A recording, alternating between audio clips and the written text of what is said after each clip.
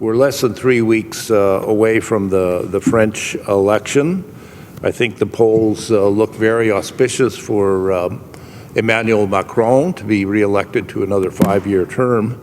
But even more important, we are really at a hinge moment in history. I think unlike anything we have seen since 9/11 in my country more than 20 years ago, which launched the global war on terror. That epoch is over. Right now, we will be dealing with the new geopolitics in Europe in the wake of Russia's war in Ukraine.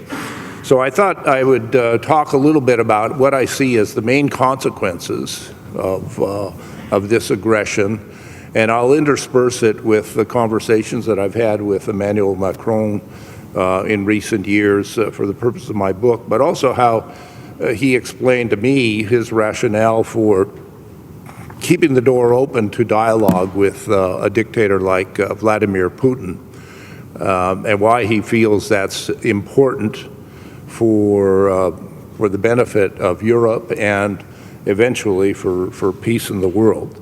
So those three consequences that I see is, one, the positive one, a revitalized Atlantic alliance, in particular NATO, as America and Europe awakened to the dangers on Europe's doorstep in the East.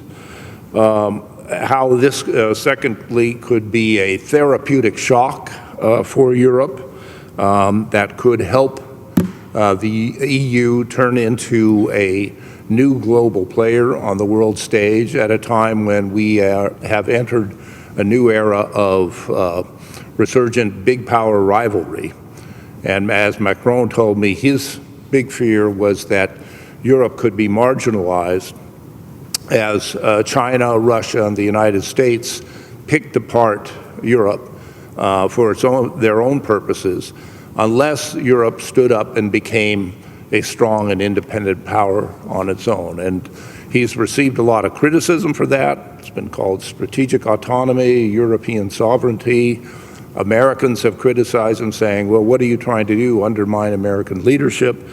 But no, I think I came to understand that what he's talking about is that a strong and independent Europe is very much in America's interest, because as China and Russia have moved closer together in some kind of a partnership, and we don't know how long that's going to last or where it's going, it's absolutely vital that the United States and Europe work together, particularly at a time when the United States is turning its attention to the Indo-Pacific region as it deals with the rise of China as a world power, which many Americans see as an existential threat to our leadership. So I'll get to that in a moment. And I thought I would end with a discussion, third point, about where do we go from here in terms of a post-Putin Russia and a new European security order. But let me start with the good news, the revitalization of NATO and the Atlantic Alliance.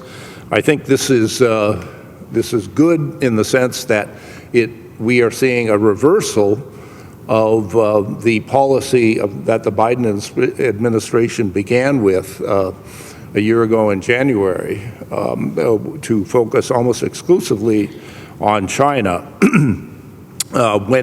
When Joe Biden became president, he brought in a very high-powered policy maker named Kurt Campbell and anointed him the czar for a new Indo-Pacific strategy. And Campbell brought in 26 PhDs, and in the heart of the National Security Council, they have been devising a new strategy that would confront and deal with the threat coming from China. And meanwhile, the Europe team was shrunk to no more than 2 people. And it showed you the priorities at work, both in this new administration and also the minds of the American public.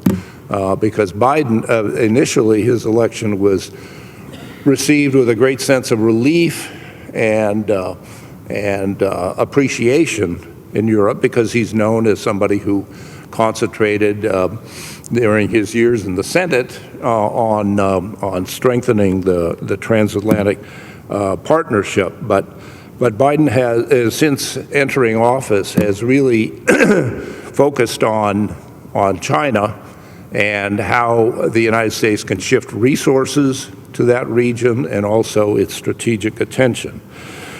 The European uneasiness became more acute after the botched exit from Afghanistan, in which they were not consulted, and then the famous AUKUS affair, in which France's 60 billion euro submarine deal with Australia was undermined and basically sabotaged by the administration in order to steal away the contract, and this was described by Macron as a stab in the back. Well, they've tried to repair the damage of that, but at the time, as recently as 5 or 6 months ago, it looked like we were staring at the erosion of the Atlantic Alliance. In fact, I was starting to prepare the outline of my next book project, and the focus was going to be on the risk of China staging armed aggression and a takeover of Taiwan, which which is part of China, but still has some security guarantees provided by the United States. And the Biden administration was already threatening China with maximum sanctions, and they were imploring the European allies to join them if it became necessary. And there was already a lot of hesitation on the part of Germany and others who have lucrative trade relationships with China, who felt, well, they don't really have a role in Taiwan's security. And the fear among those of us who are believers in the transatlantic partnership was that this would have completely ruptured the transatlantic partnership if the United States was looking for support from its European allies for any attack or aggression by China on Taiwan, and the Europeans refused to go along with it. A lot of Americans were prepared to say, well, enough is enough. After 75 years of providing a security guarantee for Europe, and the Europeans will not even come to our support when we are confronting an existential threat like China, then all bets are off. And I was fearful that this was going to be a serious and mortal threat to our alliance. Well, of course, everything changed on February 24th when Vladimir Putin gave the word to invade. Looking back, I've talked with some people in the administration, and for quite a long time, right through the end of last year, many European leaders and even those in the Biden administration believed that this was really all a bluff, that Vladimir Putin had assembled these troops on the border, and that he really would not be so foolhardy as to invade a huge country like Ukraine and run the risk of terrible sanctions. And a number of military experts pointed out that one sign that he's bluffing was that they have not moved field hospitals or blood banks to the border. And that all changed in December. First, Biden sent an emissary, CIA Director Bill Burns, who is really the leading Russia expert in our government. He's the CIA Director, but he had served as ambassador to Moscow for 4 years, speaks fluent Russian, and he had gotten to know Putin quite well personally. So he was sent in early December to Moscow to meet with Putin. And he came back convinced that Putin was serious about invading. We had an off-the-record briefing with him, and he said he used a phrase in Russian, "The die is cast." And that suggested that all of these troops were going to be sent in late January, early February. As it turned out, Putin held off because of an appeal from Xi Jinping not to do anything before the Winter Olympics. Well, those games concluded on February 20th, and 4 days later, Putin sent in the troops, and we've seen already tremendous carnage in just the first 3 weeks of this war. And we can already see that the entire focus of the United States and that of the European Union has now changed on the importance of strengthening this alliance in the face of this aggression and the threat that Putin might go even further. So we will see tomorrow in Brussels.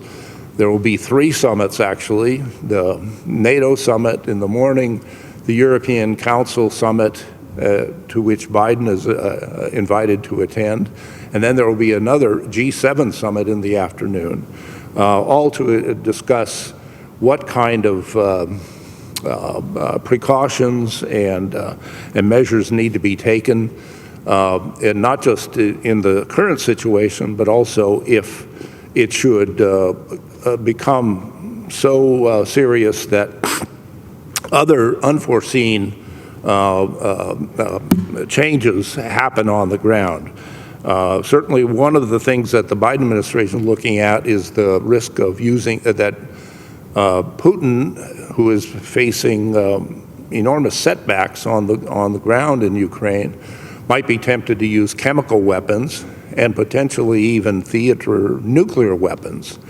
And this would open up a Pandora's box in terms of where this conflict will lead.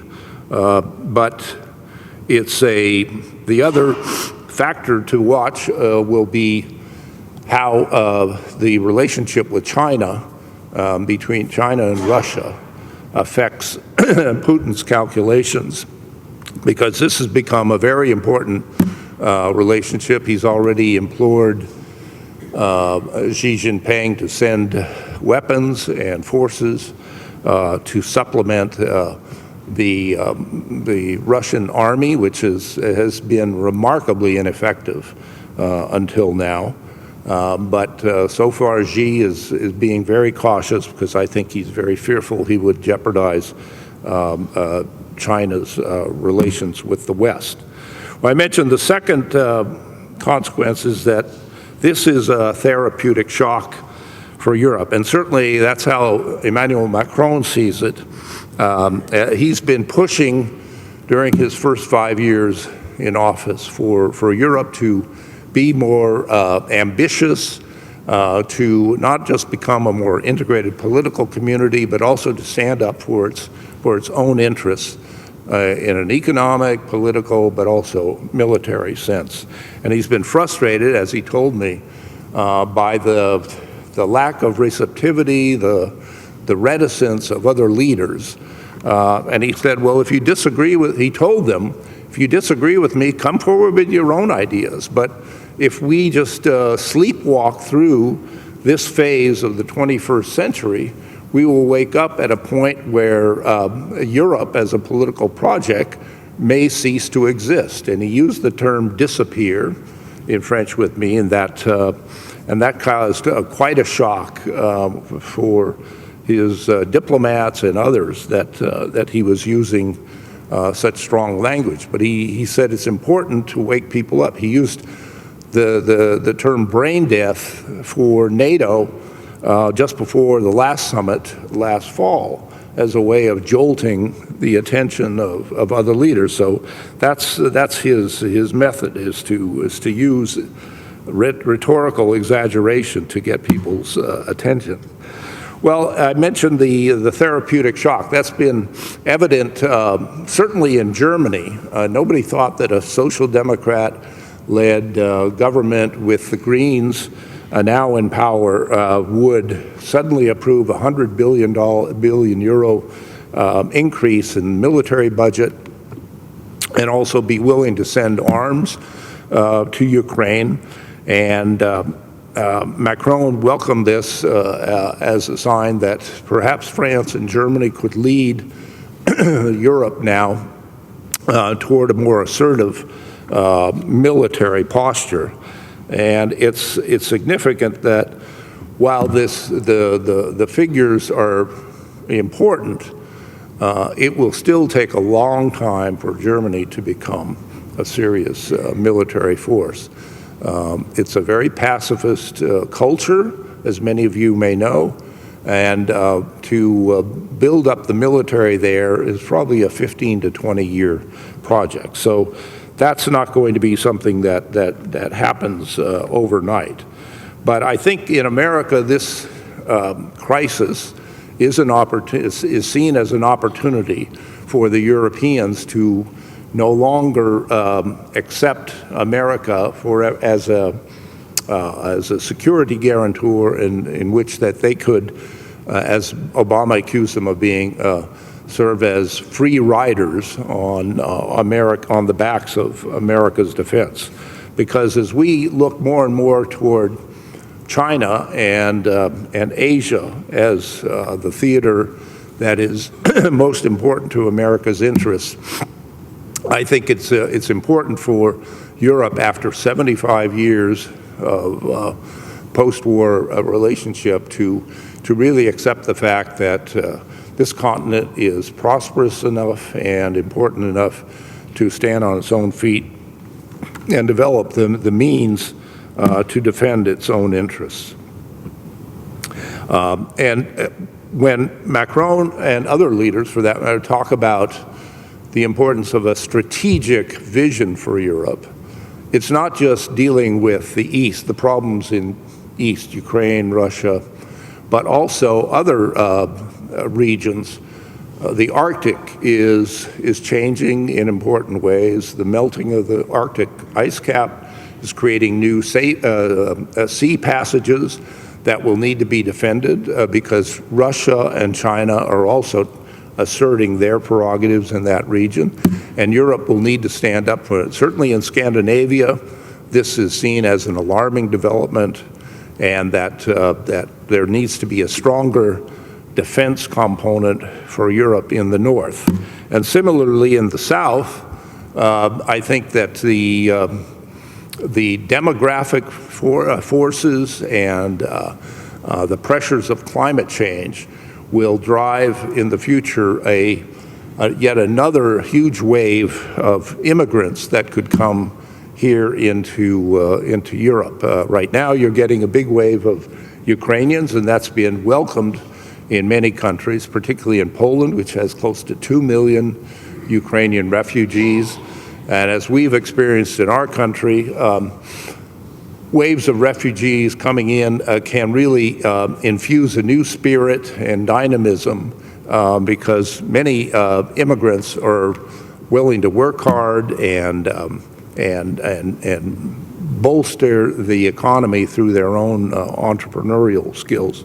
And let's hope that this is true with the Ukrainians. But as Macron explained to me, I asked him, what do you think 30 years from now will have been the greatest transformation for the outlook in Europe?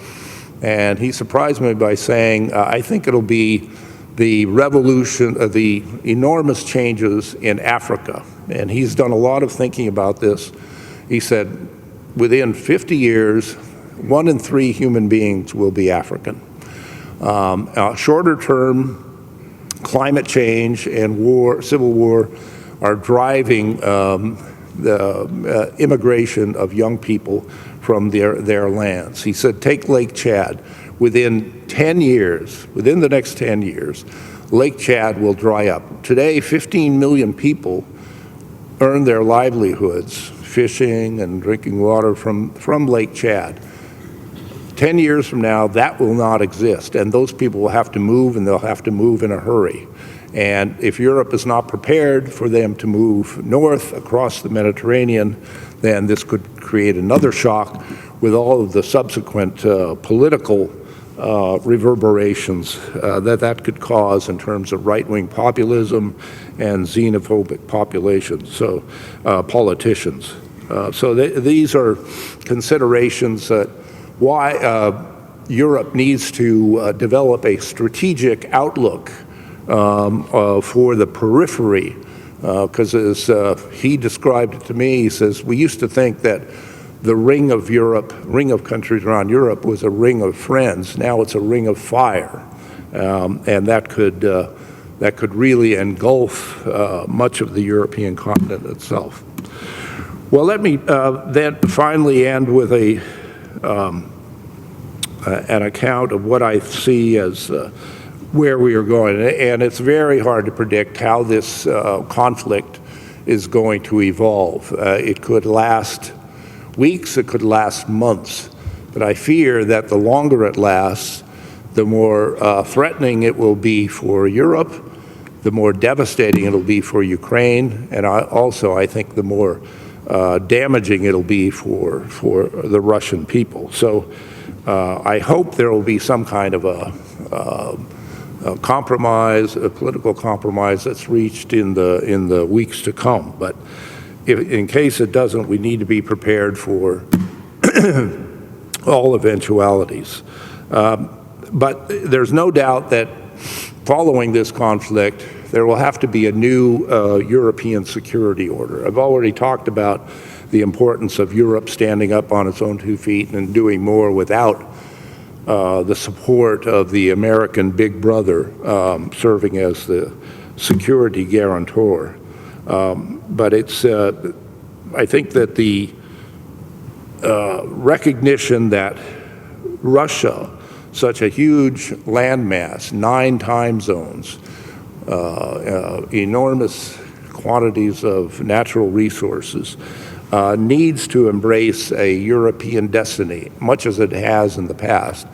Macron told me in his conversations with Putin, he always makes sure to end them with a reminder of how Europe was always the beacon of inspiration for Russian thinkers and leaders like Peter the Great, Dostoevsky, Tolstoy, Pushkin, and he was appealing to Putin's own background as a son of St. Petersburg to try and convince him that he needs to cast his lot with Europe and rather than with China. Because Macron's own fear is that if we see a new alliance develop between China and Russia at a time when the United States is looking more and more toward its confrontation with China and the Indo-Pacific, Europe could find itself isolated on the western end of the Eurasian landmass. And again, his big fear that the whole European political project could, over time, disappear. So I think these are warnings that need to be borne in mind. It's interesting that Putin himself clearly wants some kind of a dialogue. Macron told me the other day that since the war began a little over 3 weeks ago, he and Putin have spoken at least 15 times on the phone, and he said most of those calls were instigated by Putin, which shows that he wants some kind of a dialogue. And I think he appreciates Macron's effort to comprehend the grievances that Russia has. Whether they're illogical or irrational, that's beside the point. But he said it's important for somebody to hear out Putin because it's not just Putin who shares those views, particularly in the wake of NATO's enlargement over the past 30 years to the border of Russia. There are a lot of Russians themselves who feel that way. And even if Putin is swept from power or is eliminated during the course of this conflict, Russia will still be an important player for Europe to try to deal with, because as Macron told me, Europe will only find lasting peace and security when it achieves some kind of a strategic understanding with Russia. And I think certainly this conflict will complicate matters, but it's going to be all the more important to try to resolve this. So how would we do it? I'll just throw out a couple ideas now. I'm coming to the end of my. One notion is that we could have a Helsinki 2.0 negotiation, much like the Helsinki negotiations that ended in an agreement with the old Soviet Union in 1975, established rules of the road that opened up the Soviet society in ways, including in terms of the access of journalists and respect for free speech, and that this might be something that Russia, that we should try to achieve with Russia, at the same time as offering them the attraction of some kind of a long-term energy security relationship. So this is, and then what do we do about Ukraine? I think already the outlines are becoming evident that Ukraine could be welcomed into the European Union. It will take time. Even the fastest adhesion to the European Union by Finland, a very advanced economy, occurred over 3 years. It'll take much longer for Ukraine to fulfill the 80,000 pages of legislation that is required to become a member of the European Union. But I think that Zelensky himself, President Zelensky, has said we're willing to withdraw from the notion of becoming a member of NATO and seek some kind of a neutral role like Finland or Austria have as members of the EU, but not non-members of NATO. So I think these are initiatives that would be helpful to pursue, but that can only happen once the fighting comes to a stop. And as far as things look now, I'm sorry I don't have any kind of crystal ball that can forecast where and when this conflict will end. But I'm glad that all of you are here and paying attention to the importance of what will happen with Russia's war in the Ukraine, because it'll affect each and every one of you in your own daily lives over the months and years to come. So with that, look forward to talking with you later and answering your questions. And now I'm going to have a conversation with Eelco.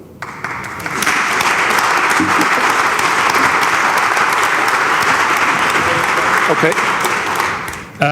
Thanks a lot for your talk. We'll talk about France, about Macron, about Europe as a geopolitical force, but obviously we'll start with the war. This is not your first stop on your brief European tour. You've been to Paris and you've been to Brussels. And can you describe Florence as well? European University of Florence. Right. Can you describe the mood in those cities that you visited before Amsterdam? Well, I think it's a combination of nervous, apprehensive. Again, as I mentioned, nobody knows where this conflict is going to go. And we don't know, is it going to create the kind of genocidal outcome that we've seen? There are 100,000 people trapped in the rubble in Mariupol, and nobody knows how they're going to be rescued or find an exit. Will Putin use chemical weapons or tactical theater nuclear weapons if he feels he's pushed against the wall? Because it's clear that as the Ukrainian resistance gathers more weapons, and this is something that the United States and NATO allies will definitely agree upon tomorrow, that could have potentially dangerous consequences forever. We have to support the Ukrainian resistance. I think that's a moral imperative. But sometimes even noble gestures can create a bad outcome. And if the Ukrainians have enough success to kill enough Russian soldiers and Russian invaders, and that Putin feels cornered like a rat, that this could force him to use or make him use these terrible weapons. And I don't know how we in the West would respond to that. Would we escalate? Would we come back at him with something else? But that would take the conflict into dangerous new territory. And I think that's the nervousness and apprehension that I detected on my trip to Italy, in France, and in Brussels. I was at NATO 2 days ago, and they said two things. First of all, obviously, NATO was not going to get involved. And then when the camera was off, they would say that you never know, you can't look ahead 3-4 weeks if there's going to be another Srebrenica or Aleppo, etc. They also said that they had never dealt with somebody as irrational as Putin is right now. How do people in Washington look at this? You're saying that they hardly have any Russian knowledge left besides Bill Burns. Well, you didn't say it like that, but you said it. The group is small. Everybody was focusing on Asia. How do they look at this? Do they consider him as irrational as they do at NATO headquarters? Well, even the most well-informed Russian experts say the big wild card is that very few, if any, in the West have had access to him, to his way of thinking. And so when we say he's irrational, sure, he may seem irrational from our perspective. But if you're watching Russian state television and their propaganda, a lot of older Russians feel, they feel cornered by NATO enlargement, and the message they're getting is that there are biological weapons and chemical weapons that the West is implanting in Ukraine that could be used against Russia. So I think Putin may have persuaded himself of this because he's so isolated. We saw the famous long table where he greets his visitors. I mean, he's paranoid about getting COVID, and I think that suggests that he has a compromised immune system. Number of people, when Bill Burns got back to Washington, he created a task force within the CIA of forensic doctors and word specialists and psychiatrists who would examine everything that he had seen and what we have seen the way Putin talks. He has a puffiness that suggests he's taking steroids for something. Some say it could be the first stage of Parkinson's disease. But it's clear that he is so paranoid about COVID that he must have may have some kind of illness that could be compromised by this. So I think that's what's driving him, and we have to be careful to say he's crazy or a lunatic or something. In some cases, his logic is certainly different than ours, but it's clearly driving his behavior. How do you explain that? Obviously, in the lead up to the war, the American intelligence was very good, and so was the British intel. However, even in December, until Bill Burns' visit, apparently Washington really didn't think he would go in, even though this obviously has been in the planning for years. So something, even though in the last few weeks the intel was good, before that something went very wrong. Right. I think that, again, we were assessing this from our own perspective, that Biden had spelled out to him in phone calls and in person, if you go into Ukraine, this is what you will be hit with: massive economic sanctions that will destroy your economy. And I think Putin was of the belief that, Europe is divided, the Americans are weak and in decline, that they may threaten this, but they won't really do it. I think the fact that Foreign Minister Lavrov yesterday admitted that these sanctions have been much more severe than they ever anticipated is a sign that they didn't expect that there would be this remarkable show of unity. So both sides underestimated the other side, basically. Yeah, that's right. And again, it's a tragedy of lack of communications, a lack of understanding. That he thinks differently about NATO enlargement. We embrace the expansion of the EU and NATO as a way of reaching out to the new democracies of the East, to ensuring that the populations there have more freedom in their lives and the chance for more prosperous living standards. But Russia doesn't see it that way. They see it as an encroachment on their strategic lands, and traditionally, that's true. In history, they have always created a buffer around Russia. I want to talk about how Washington looks at Europe, because there was an infamous phone call in the previous crisis with Ukraine in 2014, when the Obama administration felt the EU was responding too slowly to Russian aggression in Ukraine. And Victoria Nuland, who was then a high-ranking official in the State Department, and she got impatient and she said, "Fuck the EU," pardon my French. That was a famous phrase about how, they did have no, Washington was just targeting Europe in a sense. How do they look at Europe now? Are they still as impatient, or are they pleasantly surprised about how the EU is now responding? Well, I think they've certainly been pleasantly surprised by the show of unity and support for these far-reaching sanctions, and that it's been unanimous. Nobody thought that, they'd been talking about it for months and months, say with Germany, to cut off Nord Stream 2, and Germany was prevaricating, saying, well, not sure. Well, the second day of the invasion, Scholz took that decision. And then in terms of cutting off, I think the most significant economic sanction has been the cutoff for the Russian central bank.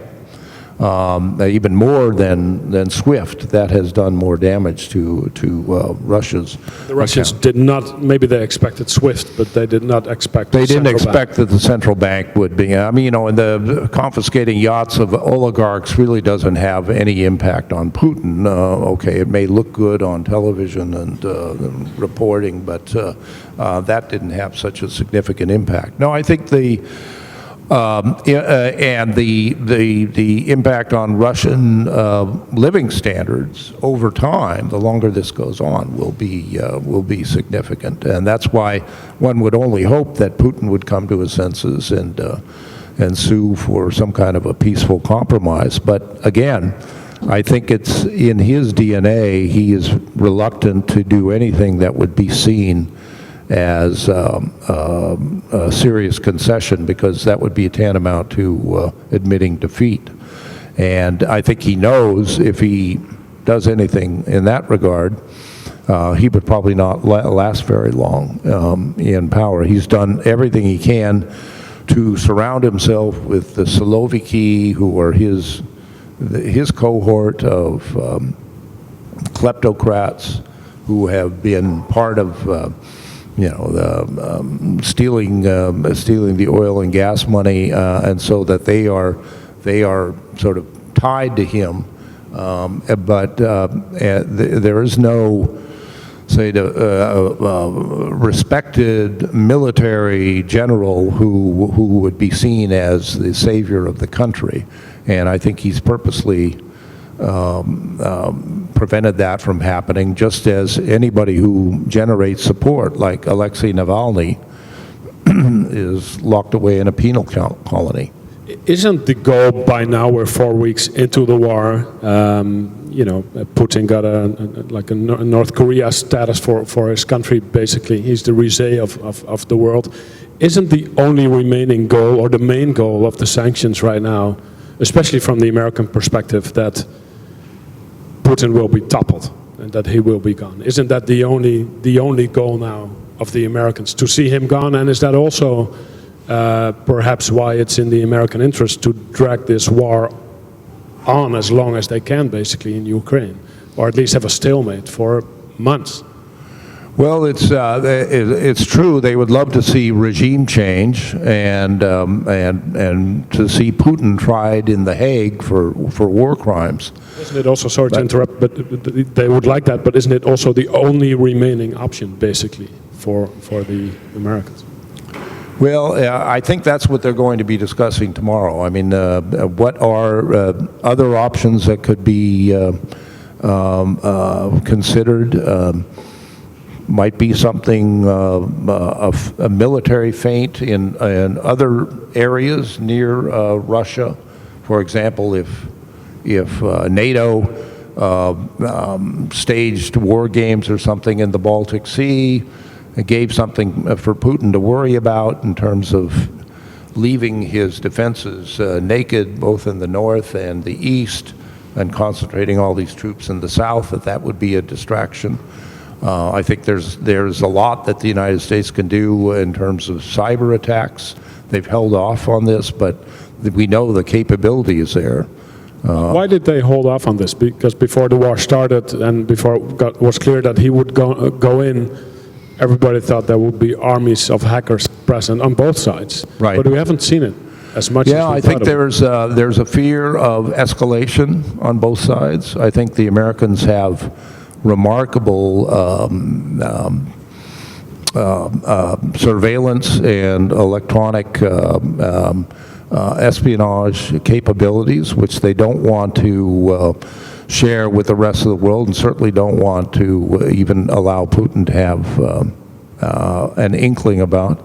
And that, I think, is probably what they're trying to do. Get inside the Kremlin and with some kind of electronic espionage and see. But again, I'm just speculating here. It's hard to know. We're in this is the fog of war, as they say, and barely 3.5 weeks into it. I think it could last many weeks and months, but if so, it'll be the total devastation of Ukraine on the ground. I mean, we've seen what Russian military doctrine did in Grozny and in Aleppo, completely leveling these places, and to see these majestic cities like Kiev and Lviv even and Mariupol all being flattened, that would be something that destroys any hope of reconciliation with Russia for decades, if not a century. Now, it used to be, I think it was Henry Kissinger, right, complaining that he didn't know who to call in Europe if he wanted to call Europe. Is that now clear? If Washington wants to call Europe, do they call Macron now that Merkel is gone? Or are there other candidates to lead Europe from the American perspective? I think the way the Biden administration has approached this is to, they see it as a collective consortium. So for example, in advance of this NATO, or these 3 summits really that are taking place tomorrow, he held a phone call on Monday with Macron, Scholz, Draghi, and Boris Johnson. Now you could say, okay, Boris Johnson is there because the Brits have a significant military force. They also have great espionage capabilities in Ukraine and Russia.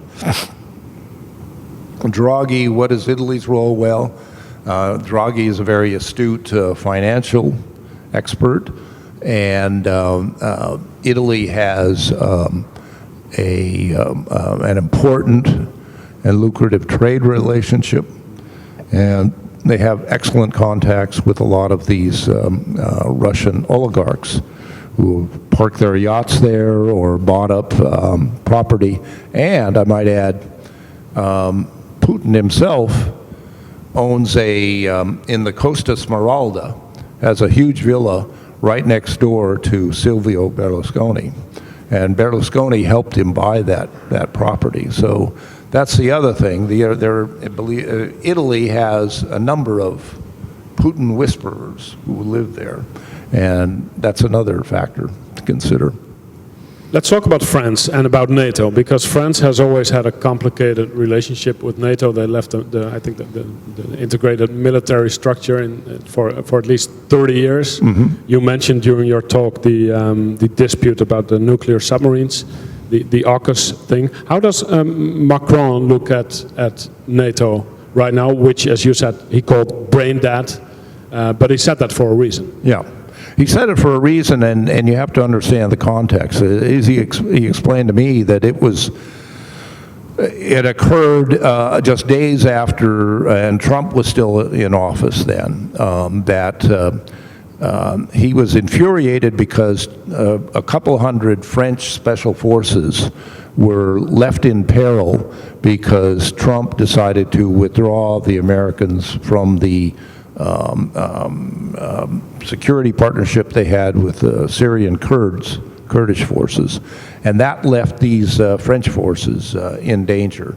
And when he said that NATO's brain dead, it's because how can this alliance function when the leaders of the two biggest forces in Syria aren't even talking to each other or alerting each other to such a potential danger. So that's what triggered it. But also, I think, why has France come closer to NATO? I think it's because, and I heard this when I was down in French Polynesia looking at the constellation of French forces in Indo-Pacific, which, so we talked about. France has 5 major military bases in the Indian Pacific Oceans. They have 2 million of their citizens scattered on the island. So if there was going to be any European country that could help the United States militarily in the Indo-Pacific in dealing with China, it would be France. And also the French-American military relationship is judged by everybody I've talked to on the American side to be excellent. That France would not have been able to conduct operations in the Sahel and in Africa, even though it has not been a successful operation. But working with the Americans provided more than 50% of the intelligence, particularly aerial reconnaissance, working hand in hand with the French. So that kind of experience has been very positive for the relationship. I would love to go to French Polynesia for research. It was on anything. It was my first trip after the lockdown, and I couldn't imagine a better destination. I bet. We talked about Macron quite a bit. There are elections coming up, I think, in 2.5 weeks. He's obviously the clear favorite to be re-elected.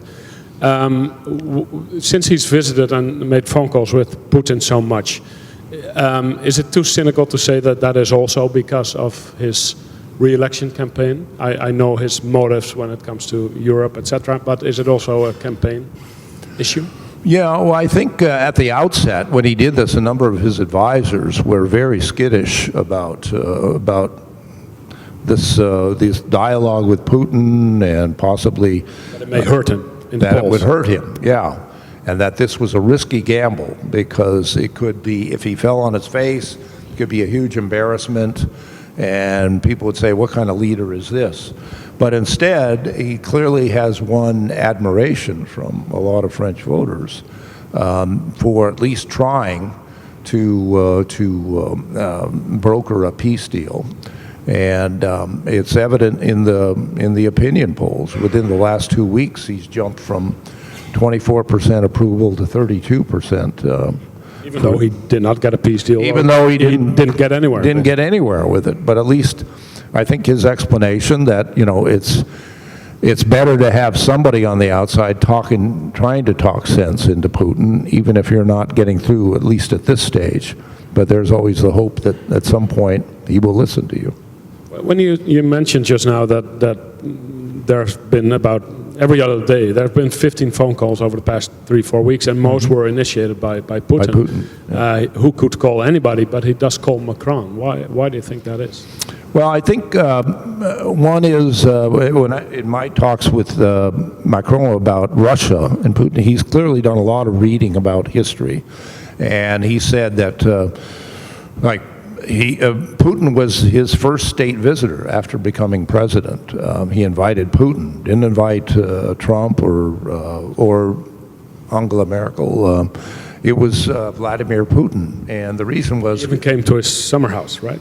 Well, that came later, okay. Yeah, but this was shortly after he took over the presidency. He invited Putin, and rather than greet him at the Élysée, they went out, they spent their time in Versailles, and walking down the Hall of Mirrors, and then all of these majestic paintings about the various battles in history that involved France and Russia.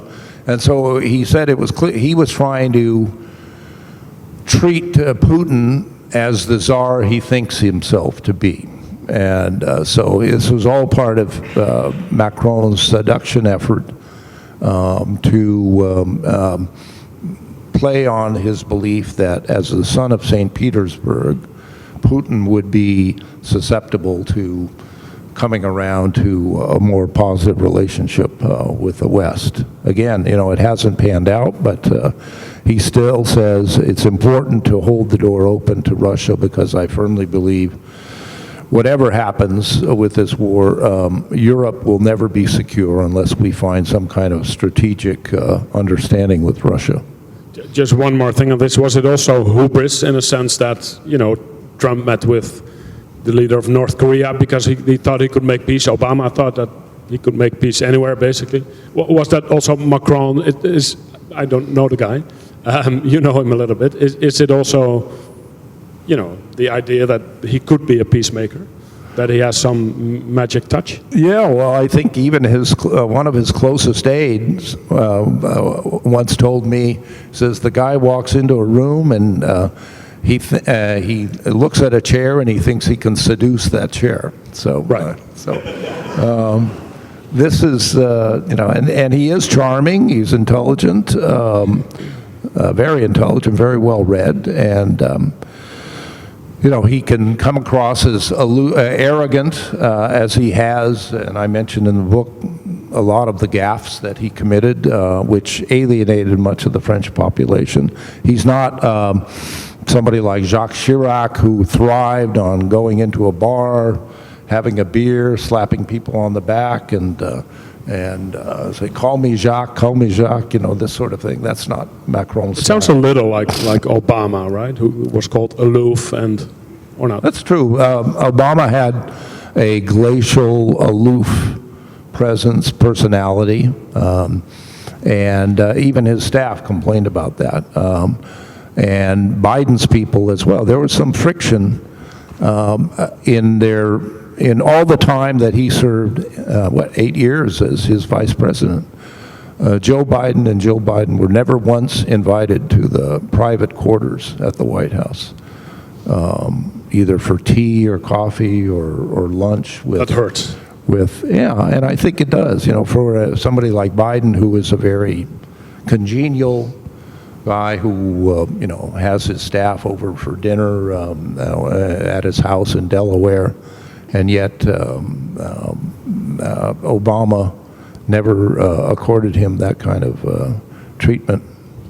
Back to Macron and Europe, the last president of Europe. You have written that he seemed to be in a race against time to save Europe. Where does that motivation come from? I think he's 43 or 44 years old. 44. He didn't grow up with the idea that Europe or the European Union was a peace project, right? I mean, that was basically before him. He was born way after the war. What motivates him in trying to save Europe?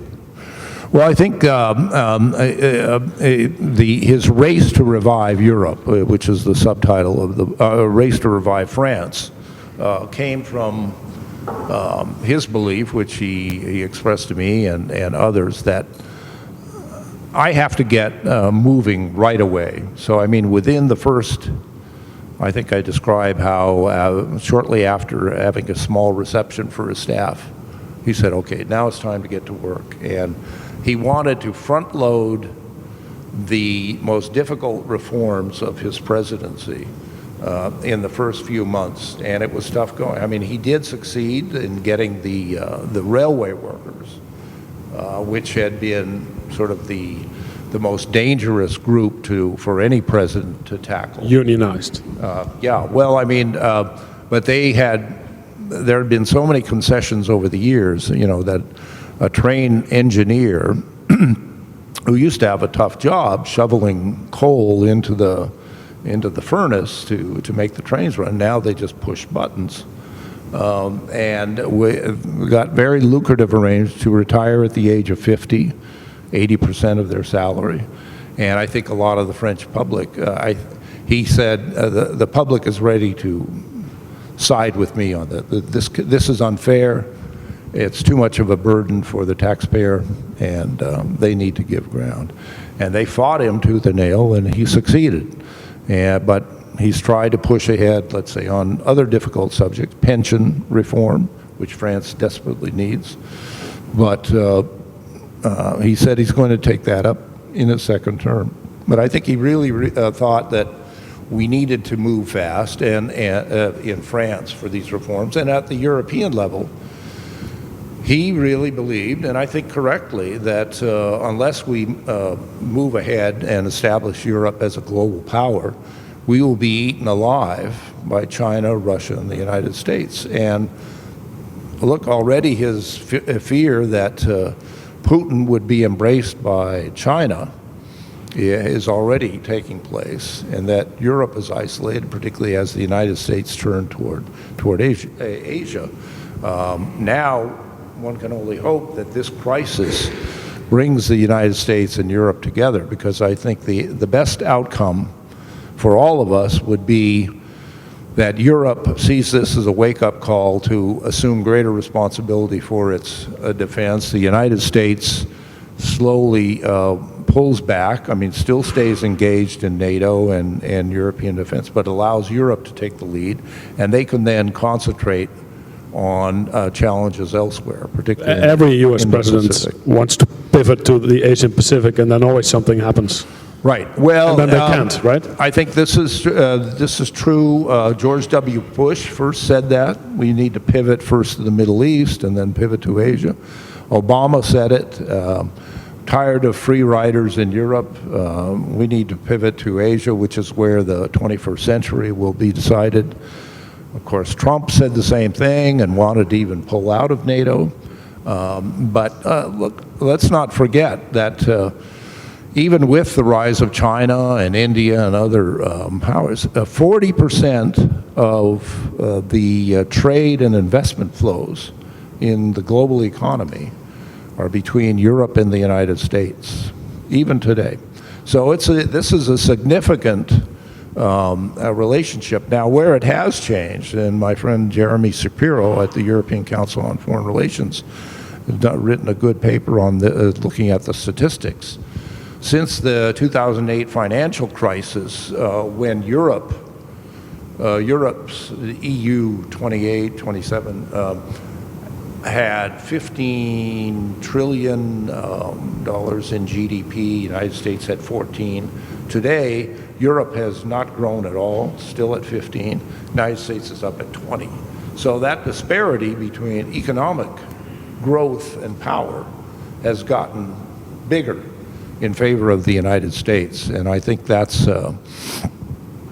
also had a damaging effect on the relationship. And also, you know, we see Commissioner von der Leyen and others taking on big tech, which is almost entirely American, and the penalties, antitrust penalties that they inflict on are seen in the United States, whether it's right or wrong, but it's perceived as unjust punishment for American companies that have been wildly successful and because they've been entrepreneurial and innovative in ways that European companies have. In other words, there's unity now because of the war, etc., and a common stance on Russia, but it may very well disappear if this is all over. Absolutely, yeah. We've seen this happen in the past, that a crisis brings us together, which is good, but it only lasts as long as the crisis lasts. But I would hope that this is such a traumatic shock to both Europe and the United States that we learn the lessons and apply them. Would that also mean, and that's my final question before we go to the audience, I spoke to a former speechwriter of a European commissioner this week who said that every time that he would write the word power in a sentence in a speech, they would look at him like, why do you use the word power so often? Because in Europe you don't talk about power, and Europe doesn't understand power. Is after this crisis, does Europe perhaps finally will start to act as a geopolitical force, as a geopolitical power, which it basically never has? Right. Well, I think that's true, that Europe has seen itself as sort of a postmodern soft power, if you will, very good in terms of economic aid to third countries. A hippie. More serious than that. I mean, and it significant. It's probably the biggest aid donor in the world, and that's important. But unless it's backed up by hard military power, it's difficult to get your the force of your attitudes accepted by others.